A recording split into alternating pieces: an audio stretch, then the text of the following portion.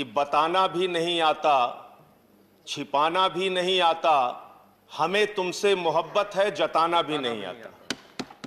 देश के 50 railway stations को आप निजी हाथों को देने जा रहे हैं।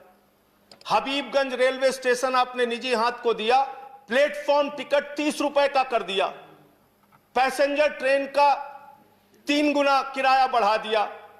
जब आपसे पूछा जाता है तो आप बहुत हास्यास्पद तर्क देते हैं, कहते कोरोना के समय में पैसेंजर ट्रेन में भीड़ ना हो इसलिए किराया हमने बढ़ा दिया। पेट्रोल का दाम क्यों बढ़ाया? बोले कार ना चलाने पाए, मोटरसाइकिल ना चलाने पाए। डीजल का दाम क्यों बढ़ा दिया? माल की ढुलाई ना होने पाए। अरे गैस का दाम क्यों बढ़ा दिया? लोग खाना ना खाने पाए। यह आपका तर्क है।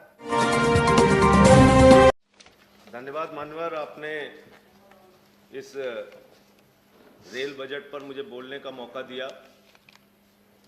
मान्यवर, सरकार की ओर से मंत्री जी का बयान आया कि निजीकरण रेलवे का नहीं किया जाएगा, और उनकी ये बात सुनकर ऐसा लगता है कि ये सरकार देश के निजी कंपनियों और पूंजीपतियों के लिए गाने की एक लाइन गाती है कि बताना भी नहीं आता, छिपाना भी नहीं आता, हमें तुमसे मोहब्बत है जताना भी नहीं आता। निजीकरण करना भी है और मना भी करना है। आपने कहा निजीकरण नहीं करेंगे। 109 प्राइम रूट्स पर आप 150 ट्रेनें चलाने जा रहे हैं। देश के 50 रेलवे स्टेशंस को आप निजी हाथों को देने जा रहे हैं। हबीबगंज रेलवे स्टेशन आपने निजी हाथ को दिया, वहां की हालत जाकर पता कीजिए मान्यवर। वहां पर 50 रुपए मोटरसाइकिल रखने का लगता है, वहां पार्किंग के लिए 150 रुपए कार का देना पड़ता है।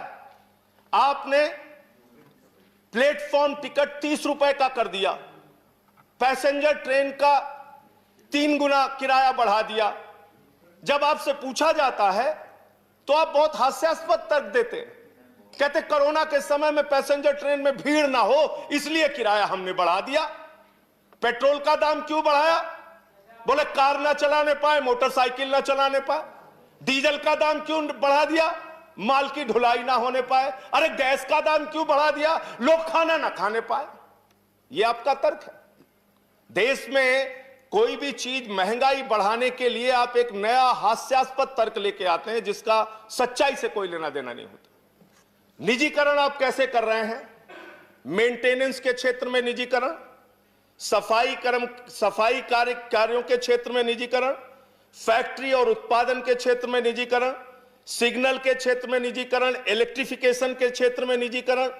रेलवे में मजदूरों की, सरकारी कर्मचारियों की संख्या मानवर 1974 के स्वर्गीय जॉर्ज फर्नांडिस जी के आंदोलन में, रेल हड़ताल में 17 लाख कर्मचारी होते थे। जब ट्रेनें कम थी, जब यात्री एक जगह से दूसरे जगह कम यात्रा करते थे।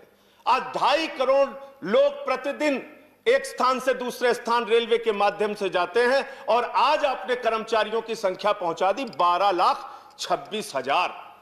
17 लाख से घटा के 12 लाख। यह निजीकरण के कारण हुआ, हर क्षेत्र में निजीकरण के कारण हुआ। और अब आप तो एक नया तरीका लेके आ गए हैं, लेटरल एंट्री। आईएएस भी आप लेटरल एंट्री के जरिए बना रहे हैं। 39 आईएएस आपने लेटरल एंट्री के जरिए बनाए, और जिसमें आरक्षण के नियमों की, एससी, एसटी, ओबीसी के आरक्षण को पूरी तरीके से खत्म कर दिया आपने। और निजीकरण जो आप रेलवे में लेके आ रहे हैं, इसके पीछे आपकी सबसे खतरनाक मंशा है एसटी, एससी, ओबीसी के आरक्षण को धीरे धीरे समाप्त करने की आपकी योजना है। यह मूल मंशा आपकी है। मान्यवर, खुद आपने माना है कि 21.6% माल की ढुलाई लॉकडाउन के दौरान रेल के माध्यम से ज्यादा हुई। यानी रेलवे के कर्मचारी पूरी निष्ठा के साथ, ईमानदारी के साथ काम करते हैं, और उस लॉकडाउन में काम करने के कारण, कई कर्मचारी जो कोरोना योद्धा जिनको आप कह सकते हैं, उनकी जान भी गई। 50 लाख रुपए मुआवजा कर्मचारी संगठन मांग करते हैं, 20 लाख रुपए मुआवजा आपने दिया, फिर उसको बढ़ा के 35 लाख किया। आज तक उनको मुआवजा नहीं मिल पा रहा है, रेल के जो कर्मचारी इस कोरोना काल में जिनका जीवन गया। और कोरोना काल में मान्यवर 2.5 करोड़ की आपकी क्षमता एक जगह से दूसरे जगह यात्रियों को पहुंचाने की प्रतिदिन की है, लेकिन हमने देखा कि किस तरीके से रो रो के ट्रेनें चलाई गई, किस तरीके से लोगों को तरसाया गया ट्रेनें चलाने के नाम पर, और 80 ट्रेनें रास्ता भटक 40 ट्रेनें रास्ता भटक जाती हैं, 80 लोगों की जान चली जाती है। मुजफ्फरपुर के स्टेशन का वो दृश्य आज भी हम लोग नहीं भूल पाते। एक मां के ऊपर से उसका छोटा बच्चा आंचल हटा रहा था, उसकी मां की कंक्लूड करिए संजय जी। बस खत्म कर रहा हूं मान्यवर, अंत में सिर्फ इतना ही बात कहना चाहता हूं कि आप कृपा करके रेलवे कर्मचारियों को निजी हाथों में मत दीजिए।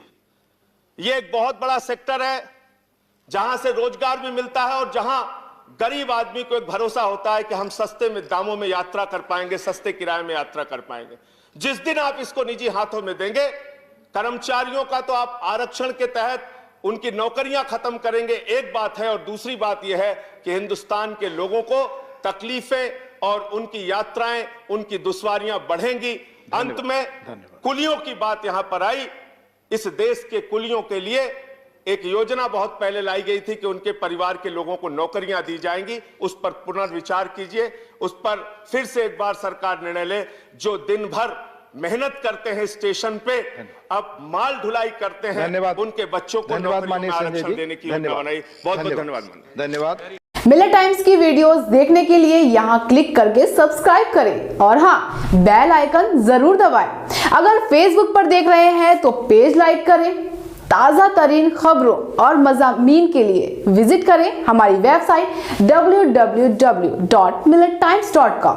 हमारी ये वेबसाइट उर्दू, हिंदी, इंग्लिश तीनों लैंग्वेज में मौजूद है।